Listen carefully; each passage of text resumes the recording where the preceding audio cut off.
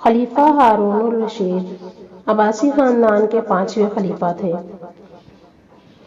عباسیوں نے طویل عرصے تک اسلامی دنیا پر حکومت کی، لیکن ان میں سے شہرت صرف ہارون الرشید کو نصیب ہوئی۔ ہارون الرشید کے دور میں ایک بار بہت بڑا قحط پڑ گیا۔ اس قحط کے اثرات سمرقند سے لے کر بغداد تک اور کوفہ سے لے کر مراکش تک ظاہر ہونے لگے۔ ہارون الرشید نے اس قحط سے نمٹنے کے لیے تمام تدبیریں آزما لیں۔ اس نے غلے کے گودام کھول دیے، ٹیکس معاف کر دیے، پوری سلطنت میں سرکاری لنگر خانے قائم کر دیے اور تمام امراء اور تاجروں کو متاثرین کی مدد کے لیے موبلائز کر دیا۔ لیکن اس کے باوجود عوام کے حالات ٹھیک نہ ہوئے۔ ایک رات ہارون الرشید شدید ٹینشن میں تھے۔ انہیں نیند نہیں آ رہی تھی۔ ٹینشن کے اس عالم میں انہوں نے اپنے وزیر اعظم یحییٰ بن خالد کو طلب کیا۔ یحییٰ بن خالد ہارون الرشید کے استاد بھی تھے۔ انہوں نے بچپن سے بادشاہ کی تربیت کی تھی۔ ہارون الرشید نے یحییٰ خالد سے کہا، استاد محترم، آپ مجھے کوئی ایسی کہانی، کوئی ایسی داستان سنائیں جسے سن کر مجھے قرار آ جائے۔ یحییٰ بن خالد مسکرائے اور عرض کیا، بادشاہ سلامت، میں نے ایک داستان پڑھی تھی۔ یہ داستان مقدر، قسمت اور اللہ کی رضا کی سب سے بڑی اور شاندار تشریح ہے۔ اگر آپ اجازت دیں تو میں وہ داستان آپ کے سامنے دہرا دوں۔ بادشاہ نے بے چینی سے فرمایا، یا استاد، فوراً فرمائیے، میری جان حلق میں اٹک رہی ہے۔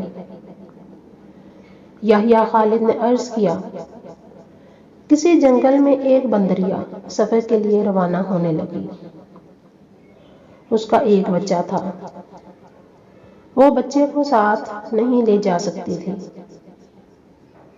چنانچہ وہ شیر کے پاس گئی اور اس سے عرض کیا، جناب، آپ جنگل کے بادشاہ ہیں، میں سفر پر روانہ ہونے لگی ہوں، میری خواہش ہے آپ میرے بچے کی حفاظت اپنے ذمے لے لیں۔ شیر نے حامی بھر لی۔ بندریا نے اپنا بچہ شیر کے حوالے کر دیا۔ شیر نے بچہ اپنے کندھے پر بٹھا لیا۔ بندریا سفر پر روانہ ہو گئی۔ اب شیر روزانہ بندر کے بچے کو کندھے پر بٹھاتا اور جنگل میں اپنے روزمرہ کے کام کرتا رہتا۔ ایک دن وہ جنگل میں گھوم رہا تھا کہ اچانک آسمان سے ایک چیل نے ڈائی لگائی۔ شیر کے قریب پہنچی، بندریا کا بچہ اٹھایا اور آسمان میں گم ہو گئی۔ شیر جنگل میں بھاگا دوڑا لیکن وہ چیل کو نہ پکڑ سکا۔ یحییٰ خالد رکا۔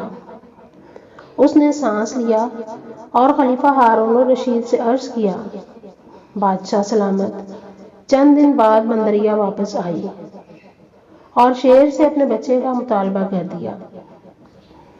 شیر نے شرمندگی سے جواب دیا،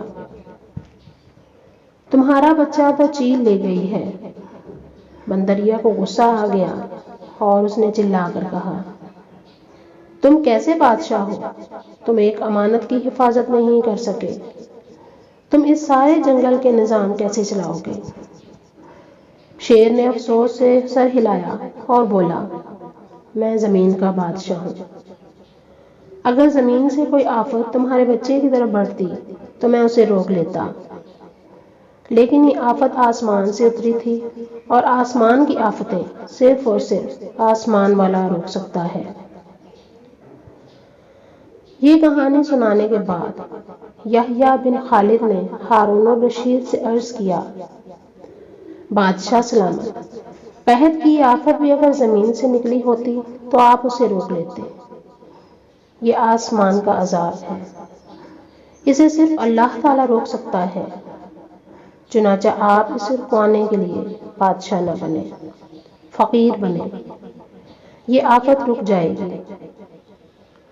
دنیا میں آفتیں دو قسم کی ہوتی ہیں، آسمانی مصیبتیں اور زمینی آفتیں۔ آسمانی آفت سے بچنے کے لیے اللہ تعالیٰ کا راضی ہونا ضروری ہوتا ہے، جبکہ زمینی آفت سے بچاؤ کے لیے انسان کا متحد ہونا، وسائل کا بھرپور استعمال اور حکمرانوں کا اخلاص درکار ہوتا ہے۔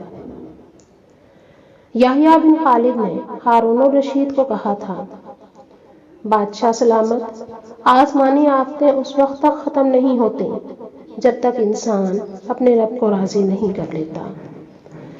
آپ اس آفت کا مقابلہ بادشاہ بن کر نہیں کر سکیں گے، چنانچہ آپ فقیر بن جائیں، اللہ کے حضور گر جائیے، اس سے توبہ کیجیے، اس سے مدد مانگیے۔ دنیا کے تمام مسائل اور ان کے حل کے درمیان صرف اتنا فاصلہ ہوتا ہے جتنا ماتھے اور جائے نماز میں ہوتا ہے، لیکن افسوس، ہم اپنے مسائل کے حل کے لیے 7 سمندر پار تو جا سکتے ہیں، لیکن ماتھے اور جائے نماز کے درمیان موجود چند انچ کا فاصلہ طے نہیں کر سکتے۔